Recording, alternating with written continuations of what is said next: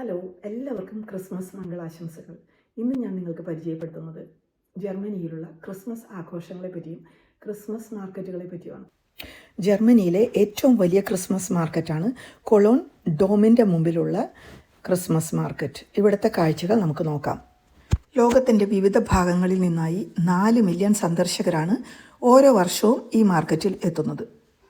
ഇവിടുത്തെ കാഴ്ചകൾ നമുക്ക് ഒന്ന് കണ്ണോടിക്കാം. ദീപാലങ്കാരത്തിന് വേണ്ടി ഉപയോഗിക്കുന്ന ചെമ്പ് ഗ്ലാസ്സുകളാണ് നമ്മൾ ഈ കാണുന്നത്. വിൻ്റർ സമയത്ത് ദീപാലങ്കാരം കൊണ്ട് ഒരു പ്രത്യേക ആംബിയൻസ് തന്നെ സൃഷ്ടിക്കാം.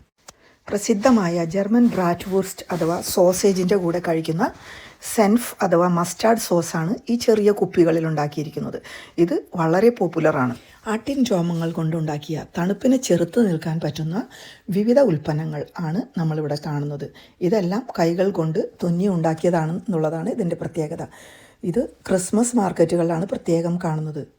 കയ്യുറകൾ, തൊപ്പി, പുതപ്പ് എന്നു വേണ്ട തണുപ്പിനെ ചെറുത്ത് നിൽക്കുന്ന എല്ലാ ഉൽപ്പന്നങ്ങൾ, ഷാൾസ് എല്ലാം ഇവിടെയുണ്ട്.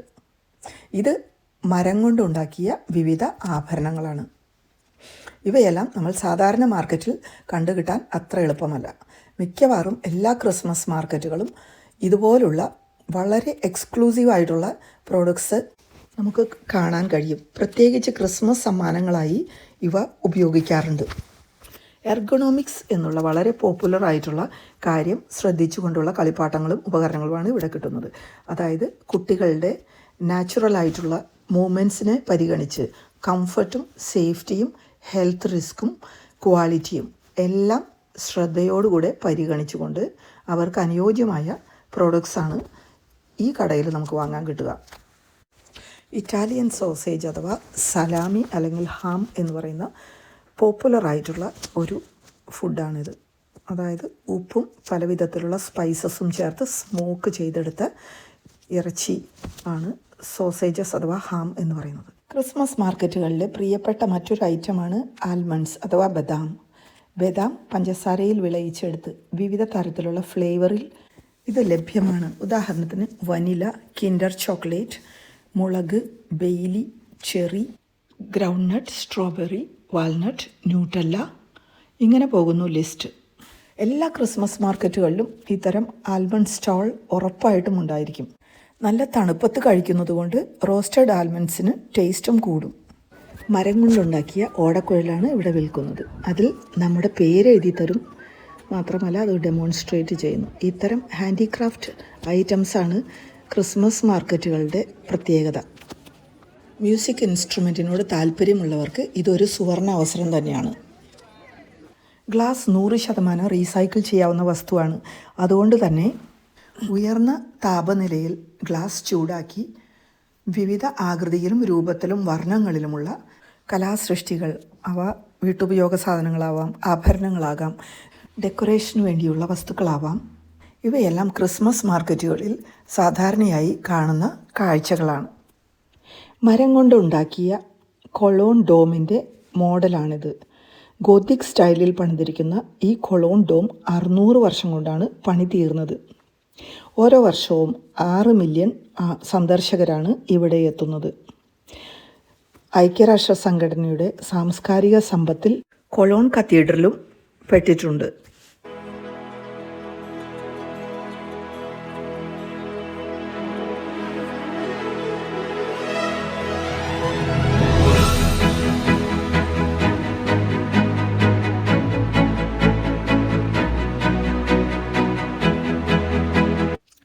ജർമ്മനിയിലെ പ്രശസ്തമായ ബ്ലാക്ക് ഫോറസ്റ്റ് നമ്മളെല്ലാവരും കേട്ടിട്ടുണ്ട്.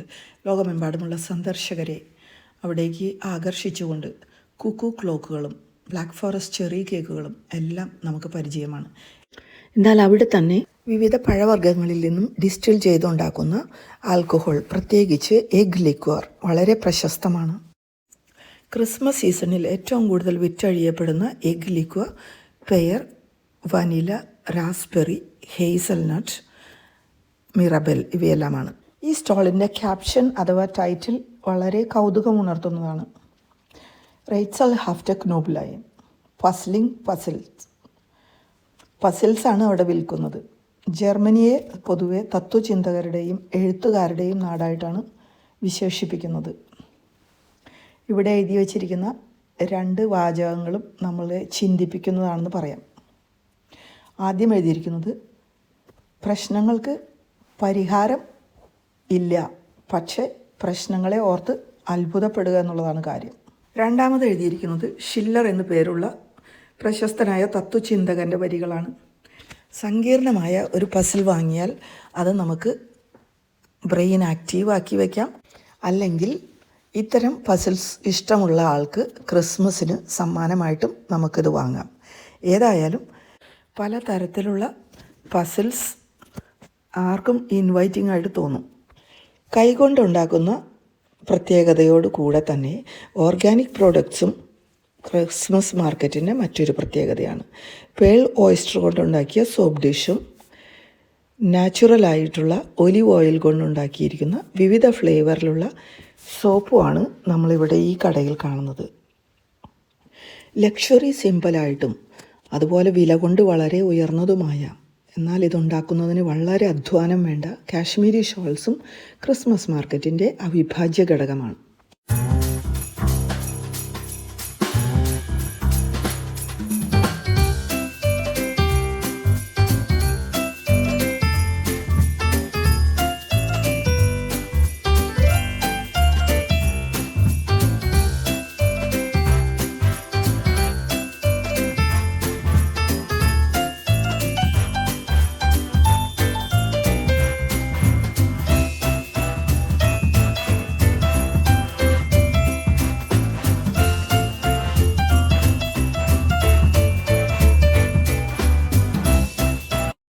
മെറ്റൽ കൊണ്ടുണ്ടാക്കിയ വിവിധ വർണ്ണങ്ങളിലുള്ള റോസാപ്പൂക്കളും കത്രിക പോലുള്ള മെറ്റൽ ഉപകരണങ്ങളുമാണ് ഈ ഒരു സ്റ്റാളിൽ കാണുന്നത്.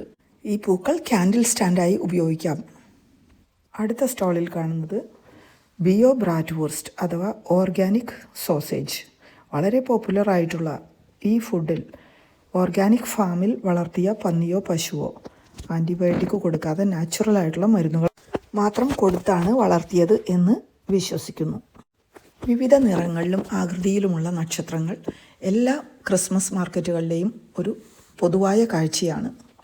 ഇത്തരം ഇലുമിനേഷൻസ് ഉള്ള മാർക്കറ്റിൽ നടന്നു പോകുമ്പോൾ ശരിക്കും ഒരു ക്രിസ്മസ് മാജിക് ഫീലിംഗ് നമുക്ക് തോന്നും. മനോഹരമായ ഒരു മായാലോകം. ജർമ്മനിയിൽ ബിയറും കാപ്പിയും മാത്രമല്ല, ചായയും വളരെ പോപ്പുലറാണ്. പനി, ചുമ, തലവേദന, വയറുവേദന, ബ്ലാഡർ ഇൻഫെക്ഷൻ, ഇങ്ങനെ എല്ലാ പ്രശ്നങ്ങൾക്കും പ്രത്യേകം ചായയുണ്ട്. തേയിലയ്ക്ക് പുറമെ herbal tea, peppermint tea, fruit tea, ginger tea, ഇങ്ങനെ പോകുന്നു ലിസ്റ്റ്. ക്രിസ്മസ് സീസണിൽ ഒട്ടും ഒഴിവാക്കാൻ പറ്റാത്തൊരു കാര്യമാണ് ക്യാൻഡിൽസ്. അതിമനോഹരമായ വിവിധ ഡിസൈനിലുള്ള സെൻറ്റഡ് ക്യാൻഡിൽസ്. പൊതുവെ ക്യാൻഡിൽസ് ഉണ്ടാക്കുന്നത് പെട്രോളിയം പ്രൊഡക്റ്റായ പാരഫിൻ ഉപയോഗിച്ചാണ്. എന്നാൽ കരിയും പുകയും കുറവുള്ളതും എൻവയൺമെൻറ്റൽ ഫ്രണ്ട്ലിയുമായിട്ടുള്ള ക്യാൻഡിൽസ് ഉണ്ടാക്കുന്നത് തേനീച്ചയുടെ വാക്സിൽ നിന്നും സോയ വാക്സ്, കോക്കോസ് വാക്സ്, റേപ്പ് സീഡ് വാക്സ് എന്നിവയിൽ നിന്നാണ്. ഇത്തരം തിരികൾ കത്തിക്കുമ്പോൾ ടോക്സിക് ഗ്യാസസ് വളരെ കുറവാണ്. എന്നാൽ പാരഫിൻ വാക്സ് കൊണ്ടുള്ള തിരികൾ കത്തിക്കുമ്പോൾ carbon monoxide, sulphur dioxide തുടങ്ങിയ ടോക്സിക് ഗ്യാസസ് എമിഷൻ കൂടുതലാണ്. ക്രിസ്മസ് അലങ്കാര വസ്തുക്കളാണ് ഈ കടയിൽ കാണുന്നത്. ക്രിസ്മസിൻ്റെ കളർ എന്ന് പറയുന്നത് പച്ചയും ചുമപ്പും വെള്ളയുമാണ്. നക്ഷത്രങ്ങൾക്കും സാന്റാക്ലോസിനും പുറമെ വിവിധ തരത്തിലുള്ള പൂക്കളും വളരെ പോപ്പുലറായിട്ടുള്ള ഫെയറി ടെയിൽസിലുള്ള പ്രധാന ക്യാരക്ടേഴ്സിനെയും അതിൻ്റെ ഫിഗേഴ്സുമെല്ലാം ഈ കടയിൽ നമുക്ക് കാണാം. ലളിതവും സങ്കീർണവുമായ അനേകം കലാരൂപങ്ങൾ മരത്തിൽ നിന്ന് കാർവ് ചെയ്തെടുത്തിരിക്കുന്ന അതിമനോഹരമായ രൂപങ്ങളാണ് നമ്മളിവിടെ കാണുന്നത്. സൈക്കിളും അറ്റ്ലസും ഗ്ലോബും വിവിധ യന്ത്രങ്ങളുമെല്ലാം മരത്തിൽ നിന്ന് സൂക്ഷ്മമായി കൊത്തിയെടുത്തിരിക്കുന്നു. ജർമ്മൻ ക്രിസ്മസ് മാർക്കറ്റിൻ്റെ ഒരു സ്പെഷ്യാലിറ്റിയാണ് ഇത്തരം കാർവിങ്സ്. കൈകൊണ്ടുണ്ടാക്കിയിരിക്കുന്ന വിവിധ തരത്തിലുള്ള ബ്രഷുകളാണ് ഈ സ്റ്റോളിൽ കാണുന്നത്. നാച്ചുറലായിട്ടുള്ള മെറ്റീരിയൽ കൊണ്ടാണ് ചൂലും മറ്റ് ബ്രഷുകളും ഉണ്ടാക്കിയിരിക്കുന്നത്. ഗുണനിലവാരം വളരെ ഉയർന്നതായിരിക്കും.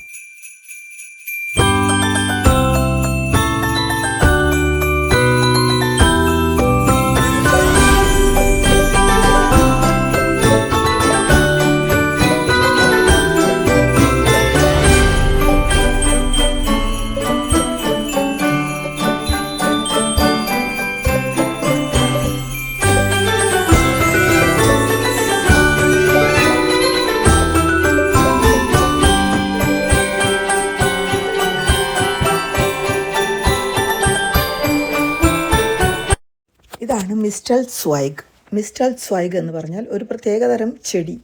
ആ ചെടി ക്രിസ്മസ് സമയത്ത് വീടിൻ്റെ വാതിൽക്കൽ തൂക്കിയാൽ ഭാഗ്യവും സ്നേഹവും സമാധാനവും ഉണ്ടാകുമെന്ന് ആളുകൾ വിശ്വസിക്കുന്നു.